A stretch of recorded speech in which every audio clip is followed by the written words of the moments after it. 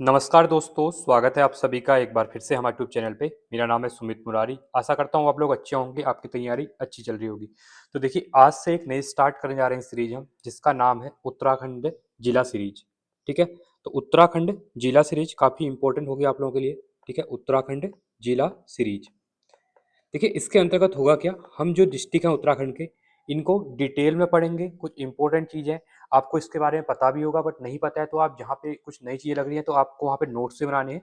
कोई ज़्यादा नोट्स नहीं, शॉर्ट नोट्स बनाने हैं, जो कि आपको क्विक रिवीजन के तौर पे काम आएंगे। पूरी चीज़ों को कवर करेंगे। हिस्ट्री के बारे में उत्तराखंड की, उत्तराखंड का मतलब जिसमें हम चंपावत के इतिहास के बारे में पढ़ेंगे। भूगोल, जो चंपावत का भूगोल है उसको पढ़ेंगे, और आध्यात्म और लोक कथाओं के संबंधित जितनी भी चीज़ें हैं, ठीक है, वो सब कुछ यहाँ देखने वाले हैं। तो ये पहला वीडियो है। अगर आप लोगों का प्यार, अगर आप लोगों को वीडियो अच्छी लगी, आपको चीज़ें समझ में आई अच्छे से, तो आगे हम कंटिन्यू करेंगे इसको, और जितने भी डिस्ट्रिक्ट हैं सब कवर करेंगे। देखिए, अगर आप जिला सीरीज कर लेते हैं तो आपकी 50% जो चीज़ें होती है ना, वो वहीं पे कवर हो जाती हैं। आपको उत्तराखंड में ज़्यादा नहीं, क्योंकि डिस्ट्रिक्टों के अंदर से ही चीज़ें बनी होती हैं। एक बार ये चीज़ें समझ में आ जाती है तो आगे चीज़ें आसान होने लग जाती हैं। ठीक है, तो इसको स्टार्ट करते हैं। तो देखिए, पहले हम उत्तरा जो चंपावत है, चंपावत के ऐतिहासिक पृष्ठभूमि की बात करेंगे। देखिए, ऐतिहासिक पृष्ठभूमि की बात करने से पहले हम चंपावत को एक बार मैप में देख लेंगे कि चंपावत एक्चुअली है कहाँ पे। देखिए, चंपावत की अगर मैं बात करता हूँ तो चंपावत डिस्ट्रिक्ट जो है, इस पूरब में इसके क्या है, नेपाल की सीमा लगी हुई है। जब आप उत्तराखंड का मैप बनाते हैं इस टाइप से, ठीक है, तो यहाँ पे जो ये लोकेट किया हुआ है मैंने, ये आपका यहाँ पे, ये चंपावत डिस्ट्रिक्ट है। यहाँ पे उधम सिंह नगर लगता है साथ में, इधर पे नैनीताल लगता है, यहाँ पिथौरागढ़ लगता है, और थोड़ा सा यहाँ पे क्या होता है, अल्मोड़ा का पोर्शन भी यहाँ पे लगता है। ठीक है, तो देख सकते हैं। तो भौगोलिक स्थिति की बात करेंगे तो उत्तराखंड का सबसे छोटा जिला है आपका चंपावत, और इसका क्षेत्रफल है 766 वर्ग किलोमीटर है। इसके साथ ही इसकी जो सीमा है, देखिए, यहाँ पे आपकी अगर बात करूंगा तो यहाँ पे इसकी लगती है पिथौरागढ़, लगती है पिथौरागढ़ की सीमा लगती है। बाद में आपकी अल्मोड़ा की सीमा लगती है, यहाँ पे नैनीताल की सीमा लगती है इस साइड में, और इधर पे आपकी क्या लगती है, उधम सिंह नगर की सीमा यहाँ पे लगती है। तो कहने का मतलब ये है कि उत्तराखंड के साथ साथ, उत्तराखंड की बॉर्डर के जो है यहाँ पे, इस पे आपके चंपावत के साथ नेपाल की इंटरनेशनल बॉर्डर जो है, वो भी यहाँ पे क्या होता है, इसके साथ लगता है। ठीक है, अब हम बात करेंगे इसकी पृष्ठभूमि के, ऐतिहासिक पृष्ठभूमि के बारे में। तो पहली बात हम बात करें तो उत्तराखंड के अंतर्गत जो चंपावत जिले का गठन होता है, वो आपका होता है 15 सितंबर 1997 को चंपावत डिस्ट्रिक्ट बनता है। ठीक है, और ये सबसे छोटा जिला होता है उत्तराखंड का। साथ ही साथ 1972 में पिथौरागढ़ जनपद की तहसील बनता है, क्योंकि इससे पहले जो चंपावत था, पूर्व में गठन से पूर्व का था, ये अल्मोड़ा का हिस्सा था। किसका हिस्सा था ये, अल्मोड़ा का हिस्सा था यहाँ पे। तो ये आपको इंपॉर्टेंट याद रखना है, ये किसका हिस्सा था, ये अल्मोड़ा का हिस्सा था। और 1972 में ये पिथौरागढ़ जनपद की एक तहसील के रूप में बन जाता है। ठीक है, अब हम यहाँ पे बात करें तो चंपावत की अगर हिस्ट्री की अगर बात करते हैं, तो चंपावत जो है कुमाऊं की पहली राजधानी मानी जाती है, और उत्तराखंड का पहला शहर भी इसको माना जाता है।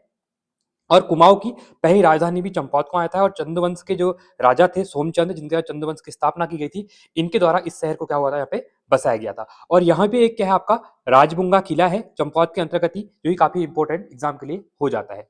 ठीक है, अब हम इसकी हिस्ट्री की बात करें तो चंपावत जो है, चंपावत डिस्ट्रिक्ट जो है, उसका नाम क्या था। देखिए, कुमू इसको बोला जाता है। तो काली कुमाऊं के अंतर्गत, चंपावत के अंतर्गत आपने देखा होगा एक कानन देव क्या है, यहाँ पे एक कानदेव करके एक क्या है, एक पर्वत है, काननदेव पर्वत है। और पर्वत के अंतर्गत ही, पर्वत के अंतर्गत ही यहाँ पे भगवान विष्णु का कूर्म अवतार, तो भगवान विष्णु का यहाँ पे क्या था, कूर्म अवतार, इसको याद रखना आपको। ठीक है, कूर्म अवतार। एक मिनट, ये पूरी स्लाइड है, तो स्लाइड ऊपर चली गई है। ठीक है, अब देख लेते हैं। देखिए, तो चंपावत के अंतर्गत ही इसका क्या है, यहाँ पे आप देख सकते हैं, कूर्म अवतार। ठीक है, इसकी मैं बात कर रहा हूँ।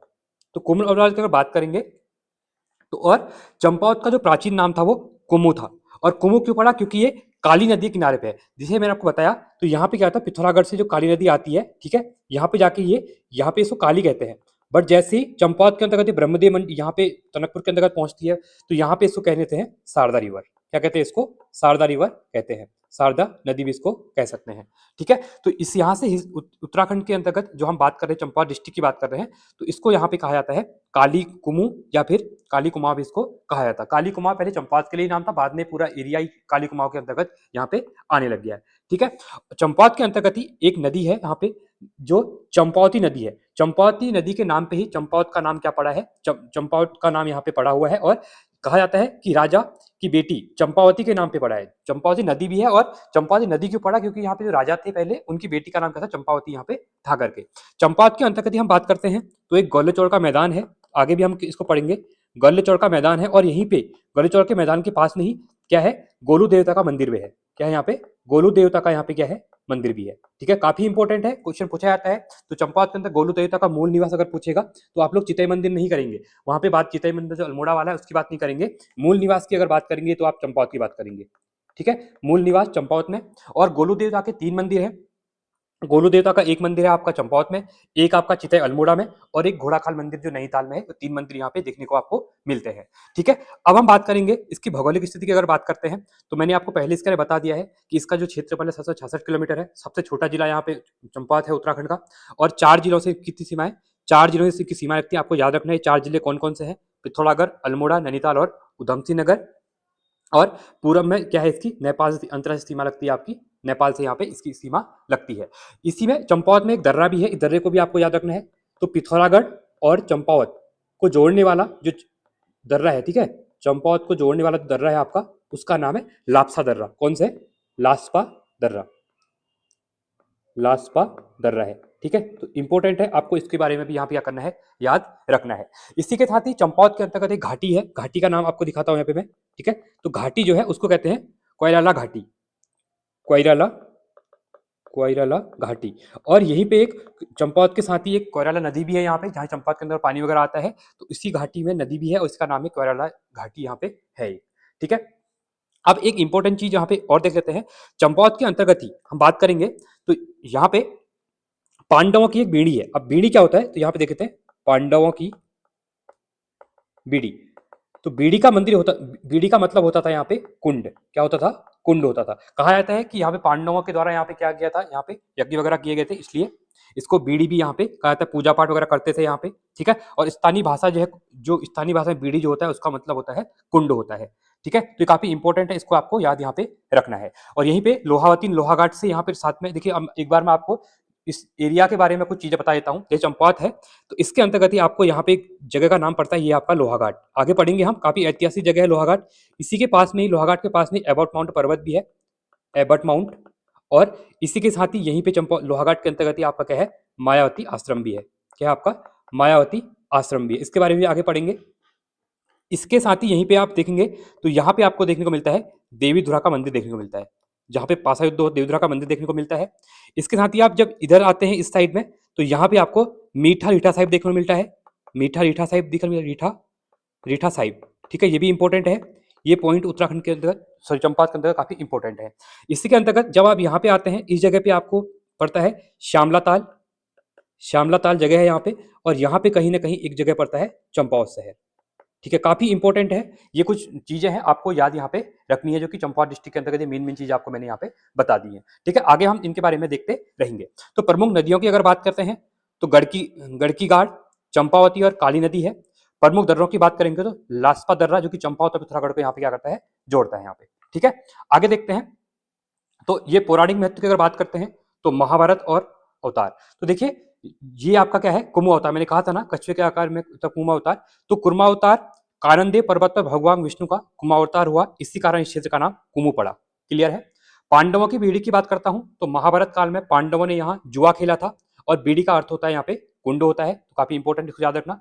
और गोलू देवता का भी यहाँ पे मंदिर है, ये भी आपको याद रखना है। और मूल निवासी गोलू देवता का चंपावत को यहीं पे माना जाता है। ठीक है, आगे बढ़ेंगे तो आगे हम देखते हैं स्थापत्य कला और मंदिरों के बारे में। ठीक है, अगर हम चंपावत के अंतर्गत बात करते हैं तो सबसे प्राचीन है यहाँ पे बालेश्वर मंदिर। ठीक है, तो चंपावत के 7 प्राचीन मंदिर है यहाँ पे। ठीक है, उसमें सबसे प्रमुख है आपका बालेश्वर मंदिर। तो बालेश्वर मंदिर को जो बनाया था वो जगन्नाथ मिस्त्री के द्वारा बनाया गया था, और एक अद्भुत नक्शकाशी है। ठीक है, अभी कभी आप चंपावत देखने आएंगे, चंपावत के जो मेन स्टेशन है वहीं पे ये मंदिर है आपका। ठीक है, 50 मीटर भी नहीं चलना पड़ता, 10-20 मीटर पे आपका मंदिर मिल जाएगा, और काफी इंपॉर्टेंट। और जगन्नाथ मिस्त्री के द्वारा इसको बनाया गया था। यहाँ पे एक चीज और भी है, जो जगन्नाथ मिस्त्री थे ना, इनके कहा जाता है कि इनका दाहिना हाथ यहाँ पे काट दिया गया था चंद राजाओं के द्वारा, क्योंकि इसके बाद ये ऐसी कलाकारी कभी दूसरी चीज नहीं बना पाए करके। बट इनकी बेटी और इनकी सहायता से चंपावत के 2 किलोमीटर दूर पे यहाँ पे एक हथिया नौला भी यहाँ पे बनाया गया, वो भी काफी इंपॉर्टेंट है। ठीक है, ये भी एक मतलब दोनों में जो कला है वो सेम देखने को मिलती है। तो ये भी काफी इंपॉर्टेंट हो जाता है। ठीक है, और कांतेश्वर महादेव मंदिर है यहाँ पे, जो काननदेव पर्वत है वहां पे, और साथ ही यहाँ पे एक हिंगलादेवी का मंदिर, जहाँ पे 4 फीट लंबी क्या है, एक कुर्मशिला देखने को मिलती है। ठीक है, तो यहाँ पे ये इंपॉर्टेंट चीजें आपके लिए बन जाएंगी। और इसी के साथ ही जो मैंने बात की आप लोगों से कि यहाँ पे 7 प्राचीन मंदिर है, और इन्हीं 7 प्राचीन मंदिर में जो बालेश्वर है वो काफी ज्यादा इंपॉर्टेंट है, सबसे ज्यादा इसी का मान यहाँ पे माना जाता है। ठीक है, और ये 7 मंदिर जो है इन्हीं को ही क्या कहा जाता है यहाँ पे, ये कहा जाता है सप्तेश्वर मंदिर। सप्तेश्वर मंदिर इनको कहा जाता है। ठीक है, क्लियर होगी चीजें। और यहीं पे चंपावत के अंतर्गत, चंपावत से जब आप 2-3 मिनट आगे जाते हैं तो आसपास ही में यहाँ पे घटोत्कच का मंदिर है। ठीक है, अभी इसका नया स्वरूप भी मिल रहा है, वहां पे अभी कंस्ट्रक्शन वगैरह चल भी रहा है। तो घटोत्कच का मंदिर, इसको जो लोकल में घटको मंदिर कहते हैं, क्या कहते हैं, घटको मंदिर कहते हैं। भीमपुत्र घटोत्कच को समर्पित है ये मंदिर। और कहा जाता है कि आपके घर में कोई फंक्शन वगैरह चल रहा है, कोई चीजें हो रही है, तो आपको अगर बरसात हो रही है तो इस मंदिर पे जाके आप दिया जलाएंगे तो क्या होता है, आपके फंक्शन वगैरह में क्या होती है, बरसात यहाँ पे नहीं होती है। ठीक है, ये लोग करते हैं, हम लोग भी करते हैं इस चीज को, तो ये काफी इंपॉर्टेंट यहाँ पे हो जाती है। ठीक है, और चंपावत के अंतर्गत ही एक चीज और है, नौडुंगा घर। अब अगर चंपावत में आप जाते हैं तो चंपावत में एक जगह है मादली करके, मतलब चंपावत सिटी से लग, चंपावत में जो मार्केट है उससे लग गई है, यहाँ पे एक नौडुंगा घर है। मतलब आप उस घर को किसी भी कोने से अगर देखते हैं तो वो उसमें आपको 9 पत्थर मिलेंगे एक के ऊपर एक। तो नौडुंगा घर इसका नाम रख दिया गया है, मतलब एक एक अलग ही कलाकृति है, कहीं से भी देखने को आपको उसका 9 पत्थर देखने को वहां पे मिलते हैं। ठीक है, तो ऐसे भवन जिसमें किसी भी कोने से गिरने पर 9 ही पत्थर या 9 स्टोन देखने को दिखाई देते हैं, उसी को यहाँ पे नौडुंगा घर कहा गया है, और ये चंपावत के अंतर्गत ही आपको देखने को यहाँ पे मिलता है। ठीक है, काफी इंपॉर्टेंट यहाँ पे है। तो देखिए इसी के अंतर्गत शक्तिपीठ और देवी संजय की बात करेंगे तो यहाँ पे कुछ चीजें हम ऐड भी कर लेंगे, क्योंकि एग्जाम के लिए काफी इंपॉर्टेंट है। सबसे इंपॉर्टेंट आता है आपका पूर्णागिरि शक्तिपीठ। जब मैंने आपको उत्तराखंड का भी मैप सॉरी चंपावत का मैप बताया था, तो यहीं पे मैंने आपको एक चीज बताई थी, शारदा नदी, और यहीं पे कहीं ना कहीं आपका क्या है, पूर्णागिरि मंदिर भी है, जो कि आपका क्या है, नेपाल के साथ बॉर्डर लगा हुआ है, पूर्णागिरि मंदिर। और ये आपका अन्नपूर्णा पर्वत है जो उस पर आपको देखने को यहाँ पे मिलता है। तो टनकपुर के पास अन्नपूर्णा शिखर पर चैत्र नवरात्र में विशाल मेला लगता है, और काफी इंपॉर्टेंट है। अभी अब चैत्र नवरात्र जो नेक्स्ट मंथ स्टार्ट होंगे तो वहां पे काफी ज्यादा मेला लगता है, और खासकर यूपी से यहाँ पे बहुत से लोग आते हैं, तो आज तक का बड़ा केंद्र यहाँ पे है। इसके साथ ही पंचेश्वर और चौमुख देवता, अब जब मैप में हम ड्रॉ करेंगे जो चंपावत इसी के अंतर्गत, यहाँ पे कहीं ना कहीं आपको एक जगह मिलेगी, ये है आपकी पंचेश्वर। ये जगह है आपकी, मैं आपको यहाँ पे अलग पेन से ड्रॉ करके दिखाता हूँ। तो ये जगह जो है ये आपका पंचेश्वर, और यहीं पे नेपाल और उत्तराखंड का, नेपाल और भारत के साथ जो यहाँ पे एक काली नदी पे जो डैम बनने जा रहा है पंचेश्वर डैम, वो यहीं पे बन रहा है। ठीक है, काफी इंपॉर्टेंट जगह है। यहीं पे 5,000 मेगावाट की इसकी कैपेसिटी रहने वाली है। अभी इसका काम स्टार्ट नहीं हुआ है, बट यहाँ पे ये बनेगा, तो पंचेश्वर आपका यहीं पे जगह है। तो चंपावत के अंतर्गत ही जब हम पंचेश्वर पढ़ते हैं तो यहाँ पे पंचेश्वर में चौमू देवता का मंदिर है, और एग्जाम में क्वेश्चन पूछा गया था चौमू देवता किसके लिए प्रसिद्ध है, तो ये पशुओं के रक्षक माने जाते हैं चौमू देवता। ठीक है, और यहाँ पे काली और सरयू का क्या होता है, संगम होता है। तो काली और सरयू का जो संगम होता है वो आपका कहाँ पे होता है, ये आपका पंचेश्वर में होता है। ठीक है, आगे देखते हैं। तो चौमू देवता जो प्रसिद्ध है किसे, पशुओं के रक्षक, ये क्वेश्चन बहुत बार यहाँ पे पूछा जाता है। ठीक है, इसके साथ ही बाराही देवी मंदिर और हिडम्बा देवी मंदिर, अब यहीं पे हम बात कर लेते हैं। बाराही देवी मंदिर के बारे में भी यहाँ पे क्या करते हैं, हम लोग बात कर लेते हैं। तो देखिए बाराही मंदिर जो है ये आपका चंपावत के अंतर्गत है। ठीक है, ये इंपॉर्टेंट इसलिए हो जाएगा क्योंकि ये पूछा गया एग्जाम में। ठीक है, तो जो चंपावत के अंतर्गत जो बाराही मंदिर है, यहाँ पे क्या होता है, आषाढ़ी कौतिक लगता है। ठीक है, यहाँ पे आपका आषाढ़ी कौतिक लगता है, जो कि रक्षाबंधन के दिन होता है। ठीक है, रक्षाबंधन के दिन आषाढ़ी कौतिक होता है, और यहाँ पे क्या होती है, बगवाल खेली जाती है। क्या खेली जाती है, बगवाल खेली जाती है, पत्थरों की आपस में होती है। और अभी तो ये बंद हो गई है, 2013 में इसको बंद कर दिया गया था हाईकोर्ट के डिसीजन के बाद, सुप्रीम कोर्ट के डिसीजन के बाद। ठीक है, अब यहाँ पे क्या होती है, फूलों से या फिर जो फल होते हैं उसमें आपस में क्या होते हैं, 4 खाम होती है। ठीक है, और ये एग्जाम में क्वेश्चन पूछा गया था कौन सी खाम, तो 4 खामों के नाम लिख लो यहाँ पे। एक है आपकी गहरवाल, ठीक है, गहरवाल के बाद दूसरी है वालिक खाम, तीसरी आपकी चम्याल, और चौथी है आपकी यहाँ पे लमगड़िया। ठीक है, ये 4 खामें होती हैं, आपस में यहाँ पे युद्ध लड़ती हैं। और 2021 के अंतर्गत ही सतपाल महाराज जी के द्वारा इसको, जो पर्यटन मंत्री थे उस टाइम पे, इनके द्वारा बगवाल मेले को राष्ट्रीय मेला यहाँ पे, सॉरी राजकीय मेला यहाँ पे घोषित कर दिया गया है। ठीक है, राजकीय मेला इसको घोषित यहाँ पे कर दिया गया है। ये कुछ इंपॉर्टेंट चीजें हैं आपको यहाँ पे याद रखनी है। और 2013 के बाद यहाँ पे क्या होती है, आप फलों या फूलों से गिरी जाती है। ठीक है, और रक्षाबंधन के दिन पाषाण युद्ध यहाँ पे होता है। ये भी आपके लिए काफी इंपॉर्टेंट हो जाएगा। ठीक है, और हिडम्बा देवी का मंदिर, ये भी आपको चंपावत के अंतर्गत देखने को मिलता है। चलिए आगे बढ़ते हैं। चंप सॉरी, देखिए अब चंपावत की अगर मैं बात करता हूं तो चंपावत के अंतर्गत ही एक है आपका अखिल तारणी मंदिर। लोहाघाट के पास में पड़ता है ये अखिल तारणी मंदिर भी लोहाघाट के आसपास ही आपको देखने को मिलता है। ठीक है, अखिल तारणी मंदिर है चंपावत के अंदर। इसके बाद ही मीठा रीठा साहिब की बात करूंगा मैं, इसको आगे डिस्कस करते हैं। अब देखिए एक सबसे इंपॉर्टेंट यहाँ पे देखने को मिलता है, वो मिलता है आपका अद्वैत आश्रम मायावती। ठीक है, तो मायावती आश्रम ये लोहाघाट के पास में, लोहाघाट से 10 किलोमीटर की दूरी पर है। इसकी स्थापना 19 मार्च 1899 को इसके संस्थापक जो थे एच सेवियर थे। ठीक है, और 3 जनवरी 1901 को यहाँ पे स्वामी विवेकानंद जी आते हैं और 15 दिन तक यहाँ पे रहते हैं। और 1903 से यहाँ पे एक धर्मांत अस्पताल चल रहा है, इसकी स्थापना की गई थी। और अभी भी आप लोग वहाँ जाएंगे तो आपके फ्री में वहाँ पे इलाज होते हैं, बड़े बड़े कैंप लगते हैं, मतलब हर मंथ कोई ना कोई बाहर से यहाँ पे डॉक्टर आते हैं और यहाँ पे फ्री में क्या करते हैं, कैंप लगाते हैं। तो काफी अच्छी जगह है। अगर आपको मेडिटेशन करना है तो आप मायावती आश्रम आइए, वहाँ मेडिटेशन कीजिए। काफी अच्छी जगह है, बहुत पीसफुल जगह है, बिल्कुल जंगलों के बीच में आपको हरे भरे पेड़ मिलेंगे। तो काफी इंपॉर्टेंट जगह मानी जाती है, स्वामी विवेकानंद जी का यहाँ पे आश्रम है। ठीक है, तो काफी इंपॉर्टेंट है। और यहीं पे रामकृष्ण शांति मठ की स्थापना भी 1901 में होती है। अब हम बात करेंगे लोहाघाट के अंतर्गत संस्कृति और मिथक। तो लोहाघाट इसमें काफी इंपॉर्टेंट जगह है। तो यहाँ पे माना जाता है कि जो प्राचीन नाम है इसको लोहागढ़, लोहाघाट का प्राचीन नाम है लोहागढ़, और या फिर सुई। देखिए सुई एक जगह भी है, इसके पास में लोहाघाट के पास में एक सुई जगह है। ठीक है, लोहाघाट बिसंग सुई ये पूरा कनेक्टेड एरिया है। और बिसंग के अंतर्गत ही आपने एक नाम सुना होगा, कालू सिंह मेहरा जी का नाम सुना होगा, बिसंग क्षेत्र से आते हैं।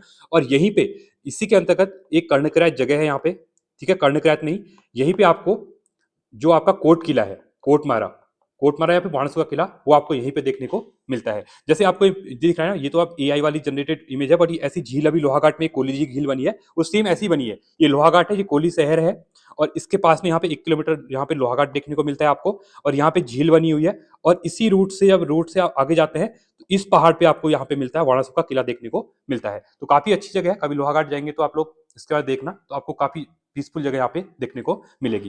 तो यहीं पे आपका वाणासु का किला है, जिसको मारकोट भी कहते हैं स्थानीय भाषा में, और वाणासुर की कथाओं से जुड़ा ये ऐतिहासिक स्थल इसको माना जाता है। ठीक है, एक किला टाइप है। जो ये किला है ये मतलब काफी हाइट पे है, रोड से आपको 1-1.5 किलोमीटर का ट्रैक करना पड़ता है। और यहीं पे जो इसकी किले की जो चौड़ाई है वो 20 मीटर के आसपास है, और जो लंबाई की बात करूंगा वो 80 मीटर के आसपास इसकी लंबाई देखने को मिलती है। अगर आप लोग मेरे साथ टेलीग्राम पे जुड़े होंगे तो जब भी मैं घर जाता हूँ तो यहाँ वाराणसी के किले में, क्योंकि मेरे घर से 50 मीटर दूरी पर ही है, तो हम शाम को थोड़ा वॉक करना होता है तो यहीं पे जाते हैं। तो मैं टेलीग्राम पे इसकी फोटो वगैरह भी आपको डालते रहता हूँ। अगर आप टेलीग्राम से मेरे साथ जुड़े होंगे तो आपने इसके बारे में जरूर देखा होगा।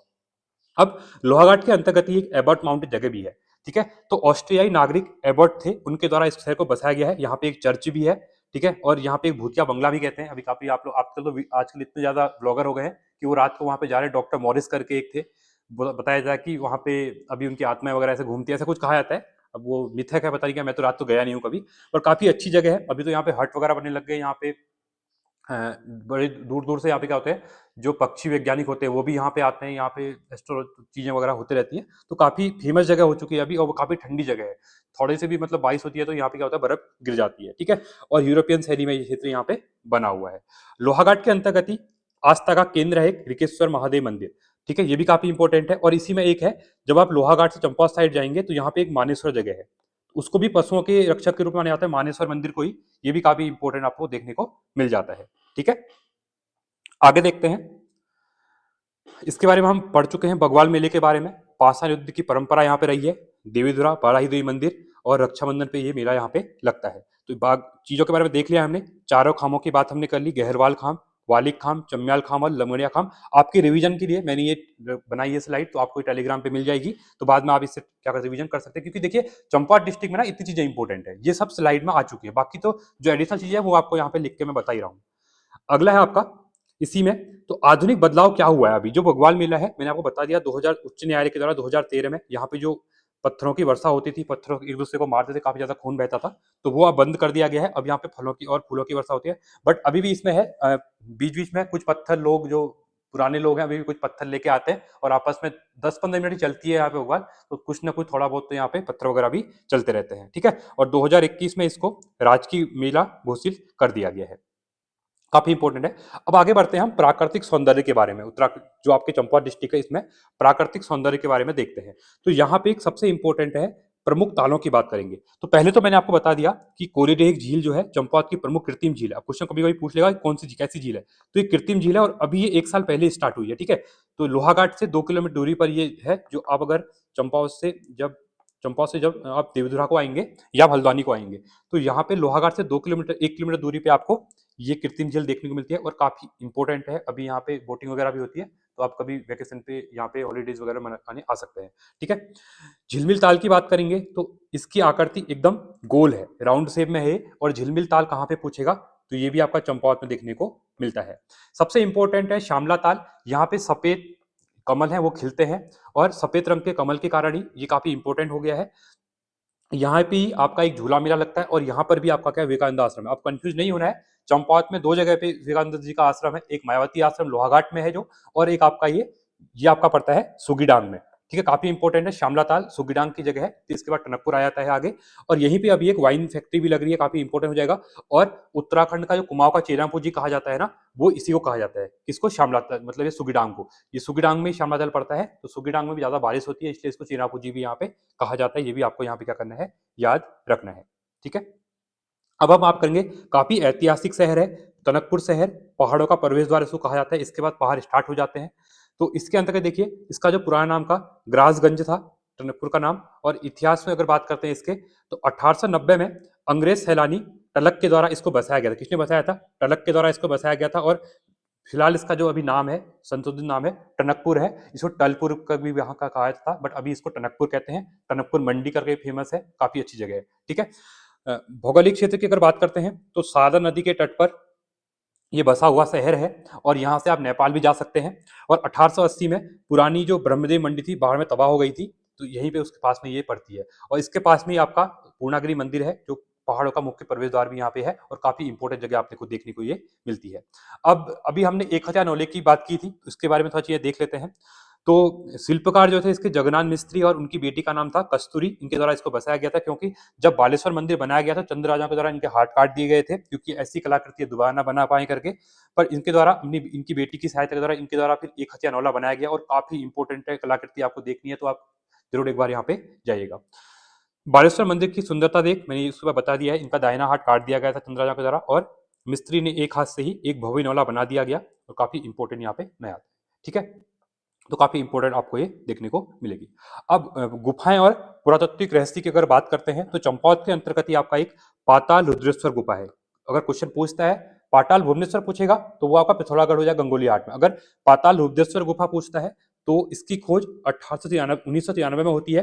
कहा जाता है कि एक 14 वर्षीय बालक था, उसके सपने में ये आया, और बाद में लोग वहां पे गए और वहां पे देखा तो एक आपको गुफा टाइप मंदिर टाइप आपको देखने को वहां पे मिला। एक अलौकिक सौंदर्य है यहाँ पे।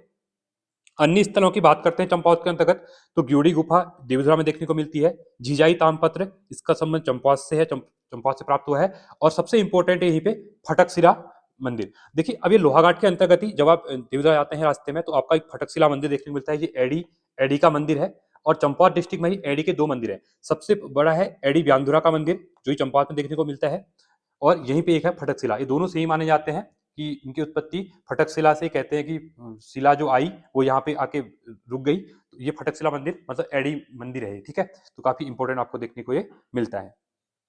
आगे बढ़ेंगे तो महत्वपूर्ण तथ्य की बात करेंगे, तो रिसेंट में ही अभी उत्तराखंड के अंतर्गत ही क्या हुआ है, चंपावत डिस्ट्रिक्ट। अब आपको सबको पता है चंपावत क्या है। चंपावत के जो विधायक हैं वो अभी कौन है, वो आपके धामी जी हैं, और वो मुख्यमंत्री भी हैं।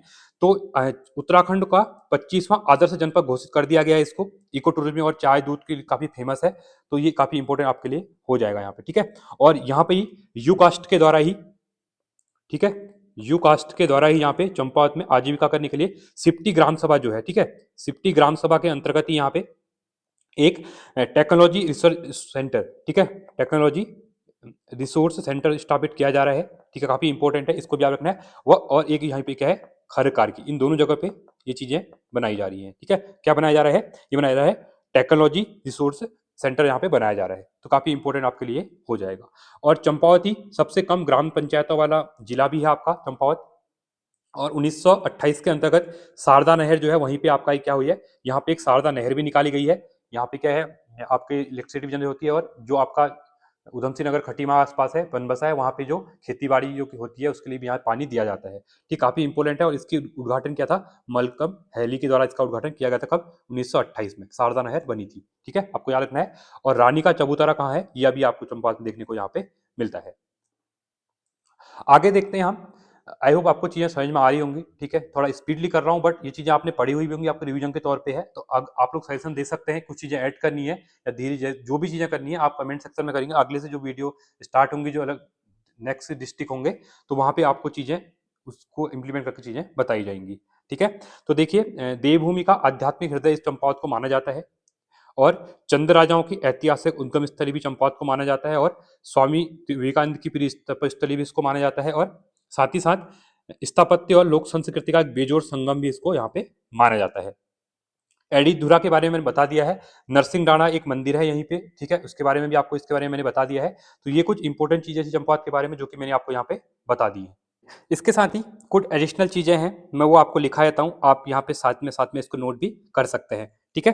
देखिए अगर हम बात करते हैं चंपावत के अंतर्गत जब मैंने आपसे चीजें बात की तो जब मैं इसमें बात की घटको मंदिर, ठीक है, घटको मंदिर की अगर मैंने बात की तो घटको मंदिर क्या है, जनजाति आस्था का केंद्र भी है, जनजाति आस्था का केंद्र भी है, आस्था केंद्र भी यहाँ पे देखने को मिलता है। आप इसको नोट कर सकते हैं क्योंकि आई होप चीजें क्लियर हो रही होंगी, कुछ राइटिंग में प्रॉब्लम हो रही है बट अभी नया नया सेटअप है तो थोड़ा एडजस्ट में टाइम लगता है। तो घटको जनजाति आस्था का यहाँ पे क्या है, केंद्र भी है, ठीक है। ये भी आपका क्या है, चंपावत में ही देखने को यहाँ पे मिलता है, ठीक है। तो इसी के साथ ही एक इंपॉर्टेंट चीज इसमें और होती है, अगर आप चंपावत के अंतर्गत ये देखते हैं तो यहीं पे एक क्या है, गुरु गोरखनाथ गुफा भी, गुरु गोरखनाथ का क्या है, मंदिर भी है, गुफा भी कह सकते हैं, ठीक है। गुरु गोरखनाथ, ठीक है, यहाँ पे चल के जाना होता है, चंपावत डिस्ट्रिक्ट में ही है। गुरु गोरखनाथ की यहाँ पे क्या है, धुनी भी है, देवी स्थल है, काफी इंपॉर्टेंट यहाँ पे है। साथ ही साथ एक चंपावत के अंतर्गत ही क्या है, झाली माली देवी भी है, ठीक है। झाली माली देवी का मंदिर कहाँ है, झाली माली देवी, तो ये भी आपका क्या है, चंपावत में ही देखने को यहाँ पे मिलता है। कहा जाता है कि इसकी जो पूजा पद्धति थी उसकी जो खोज की गई थी, जो इसकी पांडुलिपि थी उसकी खोज यशवंत सिंह कटोच जी ने की थी, यशवंत सिंह कटोच जी ने इसकी क्या की थी, खोज यहाँ पे की गई थी, ठीक है। काफी इंपॉर्टेंट है, आपको इसके बारे में भी क्या होना चाहिए, याद होना चाहिए। कहीं ना कहीं एग्जाम में आजकल क्वेश्चन कहाँ से पूछ ले रहे हैं किसी को नहीं पता है। यहाँ पे एक सूर्य मंदिर है, काफी इंपॉर्टेंट सूर्य मंदिर है चंपावत के अंतर्गत, आप देखा होगा सूर्य मंदिर है खेती खान में, खेती खान का सूर्य मंदिर, ठीक है, खेती खान का सूर्य मंदिर है, काफी इंपॉर्टेंट है, आपको इसके बारे में भी क्या होना चाहिए, पता होना चाहिए। एक इसी में आदित्य महादेव मंदिर है सुई में, आदित्य महादेव मंदिर, ये कुछ ये ज्यादा चीजें वो नहीं है बट एग्जाम में कहीं पूछ सकता है, आदित्य महादेव मंदिर, ये भी यहाँ पे इंपॉर्टेंट है। इसी क्रम में एक आपको और याद रखना है, कणाई देवी मंदिर पूछेगा, अगर कणाई देवी मंदिर कहाँ है तो ये आपका बिसंग में है, बिसंग लोहाघाट, ठीक है। कणाई देवी का मंदिर कहाँ है, बिसंग लोहाघाट में देखने को आपको मिलता है, ठीक है। तो ये काफी इंपॉर्टेंट चीजें थी, ये आई होप आपको चीजें क्लियर यहाँ पे हो गई होंगी, ठीक है। इसके साथ ही कुछ इंपॉर्टेंट चीजें और देख लेते हैं, अगर हम इसके अंतर्गत अगर बात करते हैं तो यहाँ पे जो आपको मैंने एक चीज बताई थी मानेश्वर मंदिर के बारे में, ठीक है, मानेश्वर महादेव, मानेश्वर मंदिर के बारे में, तो ये क्या है, पशुओं के देवता इनको, दुधारू पशुओं के देवता इनको माना जाता है, ठीक है, काफी इंपॉर्टेंट है और काफी इंपॉर्टेंट इसको माना जाता है। एग्जाम पॉइंट ऑफ व्यू से भी क्वेश्चन इससे पहले एक बार पूछ लिया गया है, ठीक है। इसके साथ ही मीठा रीठा साहिब के बारे में मैंने बताया था, यहाँ पे सिक्कों का क्या है, पवित्र स्थल है मीठा रीठा साहिब, 1960 के आसपास यहाँ पे क्या होता है, ये बनता है और काफी इंपॉर्टेंट है। और यहाँ पे जो रीठा का पेड़ था कहते हैं, ठीक है, तो इसकी वजह से काफी यहाँ फेमस हो जाता है। तो ये कुछ इंपॉर्टेंट चीजें थी, तो यहाँ पे फर्स्ट वीडियो थी, एग्जाम पॉइंट ऑफ व्यू से जितनी भी चीजें थी वो मैंने आपको बता दी गई हैं, कोई भी चीज़ छूटी नहीं है क्योंकि मैंने आपको एबर्ट माउंट के बारे में बता दिया जो कि एग्जाम में पूछते हैं, मायावती आश्रम के बारे में मैंने आपको बता दिया है, पूर्णागिरी मंदिर के बारे में मैंने आपको बता दिया, उसके साथ ही मैंने आपको श्यामलाताल के बारे में बता दिया था। श्यामलाताल के साथ साथ ही कोलीडेग झील, क्योंकि आजकल एग्जाम में कोयली झील के बारे में एग्जाम में पूछ लिया जा रहा है, तो ये मैंने आपको बता दिया है, ठीक है। ये कुछ इतनी चीजें इंपॉर्टेंट है चंपावत डिस्ट्रिक्ट के बारे में जो कि आपको चीजें क्लियर हो गई होंगी, ठीक है। कुछ चीजें छूटी होंगी तो आगे इसके ऊपर और एक वीडियो बना देंगे, but exam point of view से इतनी चीजें इंपॉर्टेंट होती हैं।